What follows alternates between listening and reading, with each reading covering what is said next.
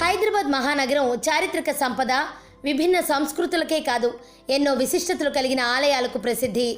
నగరం చుట్టుపక్కల ఎంతో చరిత్ర కలిగిన సుందరమైన ఆలయాలు కొలువుదీరాయి. అందులో ఒకటే పాత బస్తీలోని శాస్త్రీపురంలో ఉన్న రామాలయం. ఈ ఆలయంలో కొలువై ఉన్న ఏకశిలా విగ్రహంలో ఒకటి కాదు రెండు కాదు ఏకంగా 33 మూర్తులు చెక్కబడి ఉన్నాయి. ఇలాంటి విగ్రహం దేశవ్యాప్తంగా కేవలం 4 చోట్ల మాత్రమే ఉండటం విశేషం. దేశానికి తూర్పు వైపున గుజరాత్లో, పశ్చిమాన పూరిలో, ఉత్తరాన అయోధ్యలో, దక్షిణాన గల హైదరాబాద్ శాస్త్రీపురంలో మాత్రమే ఈ మాదిరిగా విగ్రహాలు కనిపిస్తాయి. శాస్త్రీపురంలోని ఆలయాన్ని అయోధ్యనాథ్గా భక్తులు పిలుస్తారు. అయోధ్య మందిరం అంటే ప్రసిద్ధ దేవాలయం మన హైదరాబాద్లోని పాత బస్తీలోని శాస్త్రీపురంలో ఉంది. మరి ఆ ఆలయం యొక్క విశిష్టత ఏంటో నేను మీకు ఇప్పుడు చెప్పే ప్రయత్నం చేస్తా, నాతో వచ్చేయండి. చాలా ఏళ్ల క్రితం సంత్ గోపాల్జీ అనే స్వామీజీకి శ్రీమన్నారాయణుడు స్వప్నంలో సాక్షాత్కరించి తాను చెప్పిన మాదిరిగా విగ్రహాలను రూపొందించి దేశంలోని 4 దిక్కులా నెలకొల్పాలని ఆదేశించారట. స్వామి చెప్పిన ప్రకారమే అన్ని దిక్కులతో పాటు దక్షిణాన శాస్త్రీపురంలోనూ ఆలయాన్ని నిర్మించి 2004లో ఈ విగ్రహాన్ని ప్రతిష్ఠించారు. అప్పటి నుంచి లడ్డూ మహారాజ్జీ అనే స్వామీజీ ఈ ఆలయాన్ని నిర్వహిస్తూ వచ్చారు. భక్తులు వచ్చినా రాకపోయినా స్వామివారి నిత్య పూజా కైంకర్యాలకు ఏ లోటు లేకుండా చూసుకునేవారు.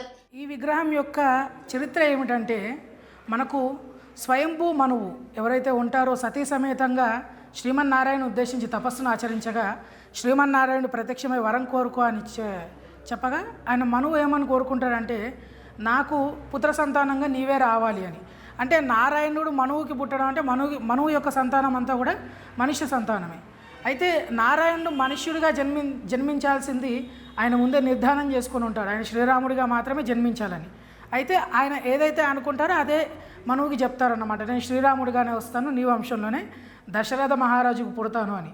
అయితే దశరథ మహారాజుకి అంటే నా తర్వాత తరాలకు కదా, నాకు ఇప్పటి దర్శనం కావాలి అని అంటే, నాకు అప్పుడు నువ్వు ఎలా ఉంటావు ఇప్పుడు చూడాలంటే సూర్యమండల మధ్యస్థం రంగరామ సమన్వయం అన్నట్లు ఈ యొక్క స్వరూపం అంతా కూడా ఏదైతే సూర్యమండల మధ్యంలో కనిపించిందన్నమాట. శ్రీమన్నారాయణుడే శ్రీరాముడిగా, శ్రీ మహాలక్ష్మీదేవి సీతామహాలక్ష్మీదేవిగా, శంఖం చక్రం యొక్క అంశ శత్రుఘ్నుడు భరతులుగా, ఆదిశేషుని యొక్క అంశ లక్ష్మణస్వామిగా అయితే ఈ యొక్క స్వరూపం అనేది కనిపించింది. అయితే ఈ యొక్క స్వరూపము మళ్ళీ రెండోసారి దర్శనమిచ్చింది ఎవరికంటే విభీషణ మహారాజు వారికి. విభీషణుల వారికి రెండోసారి దర్శనం ఇచ్చింది.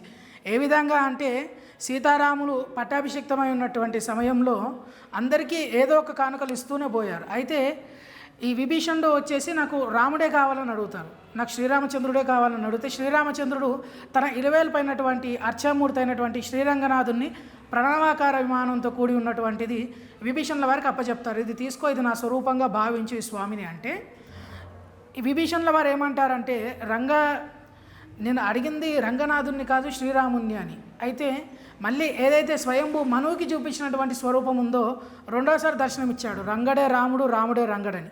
ఈ రాముడే ఈ రంగడు అని, ఈ సీతమ్మ తల్లి ఈ మహాలక్ష్మీదేవి అని. అంటే ఈ యొక్క స్వరూపాన్ని చూపించి ఆ యొక్క ప్రణవాకార విమానంతో కూడి ఉన్నటువంటి రంగనాథ స్వామిని విభీషణుల వారికి అప్పచెప్పారు. అయితే అది కాకతాళీయంగా కావేరి ఒడ్డున ప్రతిష్ఠితం అవ్వడం అనేది విశేషం అన్నమాట. మనకు తిరుచురపల్లి అంటాం కదా, అక్కడ శ్రీరంగం అనేది చాలా విశేషమైనటువంటి దేవాలయం.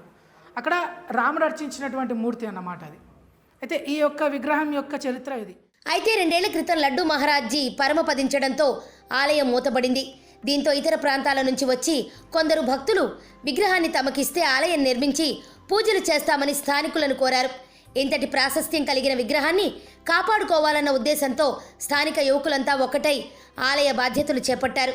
ప్రతి శనివారం దేవతామూర్తులకు పూజలు, అలంకరణలు చేస్తున్నారు.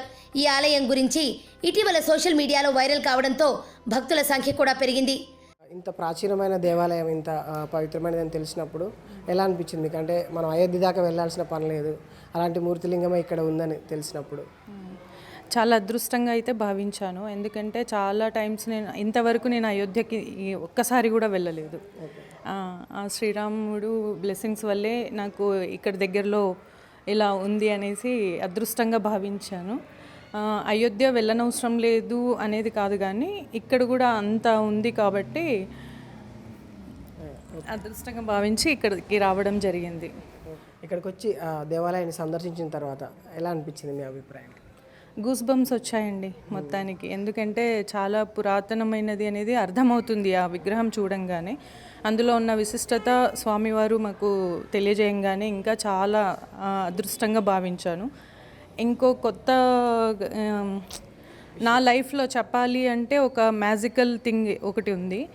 విగ్రహం ఏదైతే ఉందో సేమ్ విగ్రహం మా ఇంట్లో ఉండేది, చిన్న సైజులో ఉండేది.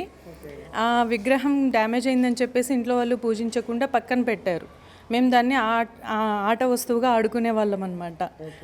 అంటే వంట సామాన్లు ఒక పక్క, దేవుని టెంపుల్ ఒక పక్క, ఇంట్లో మనం ఎలా అయితే ఉంటామో మమ్మీ డాడీ ఆట ఆడుతూ ఉంటాం కదా, ఆ విధంగా నేను ఆ విగ్రహాన్ని అలా పెట్టుకొని కూడా ఆడుకునేదాన్ని. ఫస్ట్ టైం నాకు ఈ విగ్రహాన్ని చూసినప్పుడు అనిపించింది, అరే ఇది ఎక్కడో చూసా. ఒకరోజు నిద్రలో సడన్గా గుర్తొచ్చింది, అరే నేను ఆడుకున్నాను కదా ఈ విగ్రహంతో చిన్నప్పుడు అనేసి. ఈ ఆలయం ఏదైతే 2 సంవత్సరాల క్రితం వరకు ఈ ఆలయాన్ని చూసుకునేందుకు ఒక పండిట్జీ ఉండే, లడ్డూ మహారాజ్జీ గారు అని చెప్పేసి. ఆయనతోటి మేము రెగ్యులర్గా వచ్చి ఆయన పడే కష్టం అవన్నీ కూడా చూస్తుండే. ఇంత మంచి విగ్రహం ఉంది మన భాగ్యనగర్లో కానీ ఎవరికి కూడా తెలియదు. కాబట్టి ఈ యొక్క దాని గురించి మనం ఏమైనా చేయగలుగుతామని నిత్యం ఆయనతో మేము మాట్లాడుతుండే. తనకు ₹1 రాకపోయినా సరే మార్నింగ్ అదేవిధంగా ఈవినింగ్ ఒక్కడే వచ్చి ధూపదీప నైవేద్యం పెట్టి బేగం బజార్కి ఆయన వెళ్ళేవాడు. కాకపోతే సడన్గా తను స్వర్గస్థులైనారు 2 ఏళ్ల క్రితం. సో అప్పుడు మేమేం చేసినాము అని అంటే, తను చనిపోయిన తర్వాత మనం ఏదో ఒకటి చేయాలనే భావనతోటి ప్రతి శనివారం ఒక ఇద్దరిద్దరం ఈ శనివారం నువ్వు వెళ్ళాలి, ఈ శనివారం నువ్వు వెళ్ళాలని చెప్పేసి స్వామివారికి మేమందరం కూడా చిన్న చిన్న జాబ్స్ చేసుకునే వాళ్ళము. బట్ మా అంతలా మేమే ఒక నినాదం తీసుకున్నాం మేము. ఎట్లా అంటే భక్తుడే ఇక్కడ పండితుడు అన్నట్టు. అక్కడ చూస్తున్న స్వామి కూడా తను ఒక మధ్యతరగతి కుటుంబం అయినా ఆయన ర్యాపిడో కొట్టుకుంటాడు, ఆయన అర్చకుడు కాదు, కానీ భగవంతుడికి సేవ చేయాలని చెప్పేసి ప్రతి శనివారం ఆయన వస్తున్నాడు. అట్లనే మేమందరం కూడా సేవ చేసుకోవడానికి వస్తున్నాము.